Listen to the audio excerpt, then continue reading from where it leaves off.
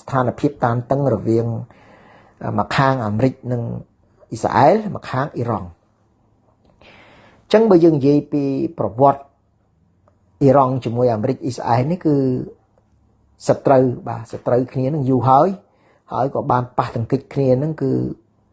បានន័យថា4 ដងហើយអ៊ីស្រាអែលវាយអ៊ីរ៉ង់2 ដងអ៊ីរ៉ង់វាយអ៊ីស្រាអែលនឹង2 ដង2ទៅ2មកស្មើគ្នាហើយរាល់ការវាយទាំងអស់គឺចូលរួមដោយផ្ទាល់និងចូលរួមដោយប្រយោលពីលោកខាងលិចជាពិសេសគឺសហរដ្ឋអាមេរិកហើយនិងប្លុក NATO នេះឯងហើយឥឡូវនេះគឺស្ថានភាពនេះគឺតានតឹងមែនទែនហើយដោយនាវាចម្បាំងអាវុធយុទ្ធភ័ណ្ឌទំនើបកំជ្រួចយន្តហោះរាប់រយគ្រឿងនាវាចម្បាំងធំមានអា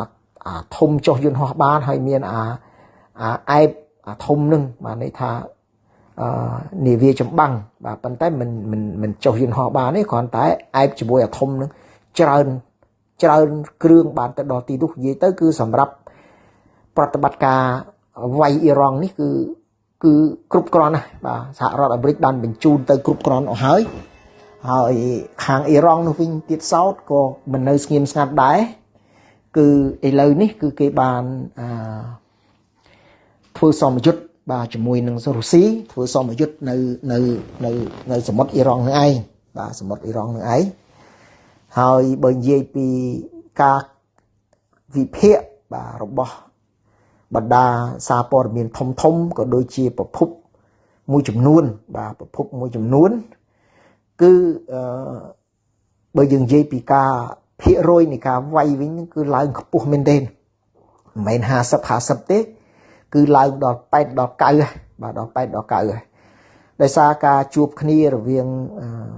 អ៊ីរ៉ង់និងសហរដ្ឋអាមេរិកនេះគឺជួបគ្នាដូចជា2 ដងហើយប៉ុន្តែមកទល់ពេលនេះគឺមិនមានលទ្ធផលអីដើម្បីឈានទៅដល់ការគេហៅថាចុះហត្ថលេខាចុះកិច្ចព្រមព្រៀងពាក់ព័ន្ធទៅនឹងការចម្រាញ់អ៊ុយរ៉ាញ៉ូមដើម្បីផលិតបរមាណូរបស់អ៊ីរ៉ង់មានន័យថាអ៊ីរ៉ង់បដិសេធមិនព្រមចុះហត្ថលេខាមួយអាមេរិកគឺពាក់ព័ន្ធទៅនឹងការចម្រាញ់អញ្ចឹងការចម្រាញ់អ៊ុយរ៉ាញ៉ូមនេះគឺវាមានគោលដៅ2ទី1អ៊ុយរ៉ាញ៉ូមដើម្បីសន្តិភាពទី2អ៊ុយរ៉ាញ៉ូមដើម្បីបរមាណូអញ្ចឹងអ៊ុយរ៉ាញ៉ូមដើម្បីសន្តិភាពនេះគឺពាក់ព័ន្ធដល់វារីអគ្គិសនីដើរដោយធម្មពលបរមាណូនេះក៏ប្រើអ៊ុយរ៉ាញ៉ូមដែរហើយការចម្រាញ់មួយទៀតគឺចម្រាញ់ដើម្បីយកទៅធ្វើបរមាណូអញ្ចឹងគឺតាមប្រភពសារព័ត៌មានធំគឺបានបង្ហាញថាជំនួបរវាងអ៊ីរ៉ង់និងអាមេរិក2 ដងនេះមិនតាន់មានសក្កាយធំដុំទេហើយការបញ្ជូននាវាចម្បាំងបញ្ជូនយន្តហោះទំនើបបញ្ជូនកងទ័ពកំជ្រួចអីទៅកាន់មជ្ឈិមបូព៌ាដ៏ច្រើនដែលមិនធ្លាប់មាននេះមិនធ្លាប់មាននៅក្នុងប្រវត្តិសាស្ត្រនេះបាទក្នុងរយៈពេលដ៏យូរឆ្នាំមកគឺសហរដ្ឋអាមេរិកមិនដែលបញ្ជូនគេហៅថានាវាចម្បាំងយន្តហោះទំនើបក៏ដូចជាកំជ្រួចសន្ធឹកសន្ធាប់ទៅកាន់មជ្ឈិមបូព៌ាដូចពេលនេះទេបាទហើយការបញ្ជូនទៅវាមានគេហៅថាបើយើងនិយាយពីការបង្កប់នៅអាតកំបាំងវាមានចំណុច2ដែលខ្ញុំគាត់សម្គាល់ចំណុចទី1គឺបញ្ជូនទៅនេះដើម្បីរុញឲ្យអ៊ីរ៉ង់ចុះហត្ថលេខាទៅលើការបញ្ឈប់ចម្រាញ់អ៊ុយរ៉ាញ៉ូមបាទអានឹងគឺថាទិសដៅទី1ដែលយើងថាបង្កប់នៅអាតកំបាំងជំរុញទី2គឺបើចរចាគ្នាមិនត្រូវគឺវាយតែម្ដងបាទវាយតែម្ដងអញ្ចឹងនេះគឺជាការពិនិត្យការសិក្សាដ៏ល្អិតរបស់ខ្ញុំឃើញពីចំណុចនឹងឯងអញ្ចឹងបើយើងនិយាយពីស្ថានភាពវាយគ្នារវាងសហរដ្ឋអាមេរិកនិងអ៊ីរ៉ង់នេះឡើងខ្ពស់មែនទែនហើយឥឡូវនេះឡើងខ្ពស់មែនទែនហើយអាមេរិកបានបញ្ជូននាវាចម្បាំងបញ្ជូនកងទ័ពបញ្ជូនកំជ្រួចបញ្ជូនកប៉ាល់យន្តហោះចម្បាំងនាវាចម្បាំងទៅនេះគឺក្នុងរង្វង់ប្រហែលជាចុងមួយខែនេះគឺថាឥឡូវនេះគឺគ្រប់គ្រាន់ហើយសម្រាប់ការវាយបាទនេះទៅដល់មុខផ្ទះនឹងហើយបាទទៅដល់មុខផ្ទះចម្ងាយពីគ្នាក្នុងកម្រិតក្រោម200គីឡូមានន័យថា150 160 100អីនឹងឯងចឹងនេះគឺជាការព្រួយបារម្ភសារជាថ្មីម្ដងទៀតគឺពាក់ព័ន្ធទៅនឹងសេដ្ឋកិច្ចពិភពលោកក៏ដូចជាស្ថានភាពនយោបាយលើពិភពលោកព្រោះសមុទ្ររបស់អ៊ីរ៉ង់ដែលអ៊ីរ៉ង់គ្រប់គ្រងនេះគឺ ដឹកព្រៃចេញពីមជ្ឈិមបូព៌ាមកកាត់មកតាមនឹងបាទកាត់មកតាមនឹងហើយដឹកអរិញគេហៅថាកុងកណឺអីទាំងអស់ហ្នឹងក៏កាត់តាមនឹងច្រើនហើយបើមានសង្គ្រាមកើតឡើងមកហ្នឹងគឺច្បោកច្បល់បញ្ហាសេដ្ឋកិច្ចយើងកាន់ធ្ងន់ធ្ងរហើយក្រៅពីនោះគឺយើងមិនដឹងថាតើការខូចខាតណាការខូចខាតការបាត់បង់ជីវិតរបស់មនុស្សវាទៅជាយ៉ាងណាវាទៅជាប្រមាណគឺយើងមិនទាន់ដឹងទេបាទប៉ុន្តែច្បាស់ណាស់ថាគ្រោះថ្នាក់នេះគឺប្រហែលជាក្នុងវិសាលភាពធំហើយបាទធំហើយ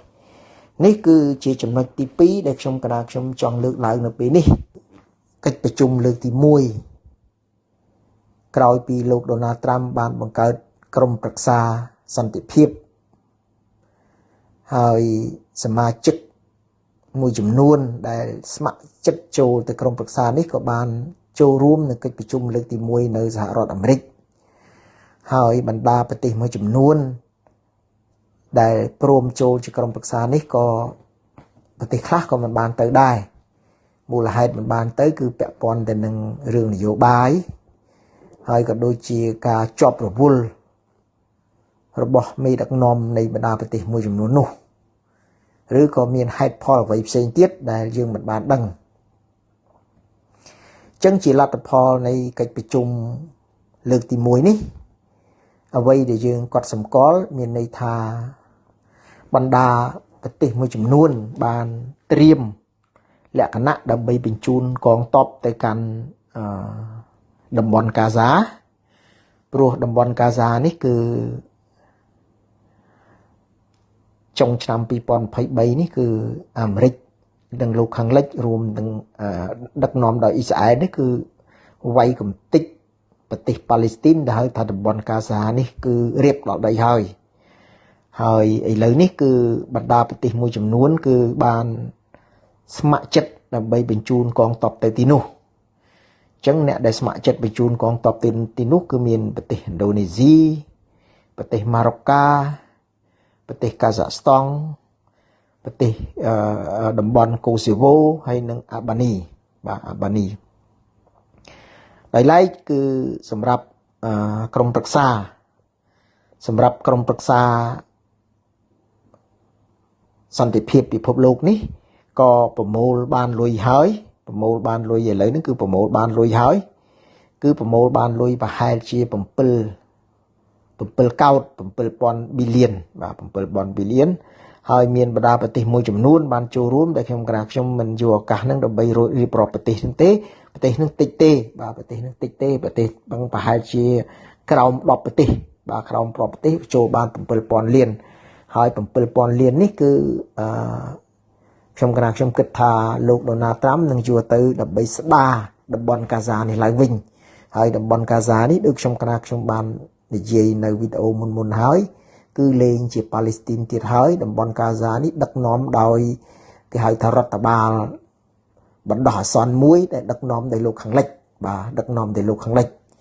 គឺលោកដូណាល់ត្រាំបានចាត់តាំងឲ្យមានគេហៅថាអ្នកដឹកនាំបណ្ដោះអាសន្ននៅទីនេះអញ្ចឹងគឺជាលទ្ធផលគឺការប្រជុំក្រុមប្រឹក្សានេះគឺលេចឡើងនៅពីចំណុចទាំងឯងលេចឡើងនៅចំណុចទី1គឺមានការបញ្ជូនកងទ័ពទៅកាន់ទីនោះកងទ័ពនេះគឺមានន័យថាចូលទៅដើម្បីធ្វើឲ្យមានសន្តិភាពនៅទីនោះដើម្បីបង្កលក្ខណៈឲ្យមានការអភិវឌ្ឍតំបន់កាហ្សានេះឡើងវិញហើយលុយជាបឋមនេះគឺមាន 7,000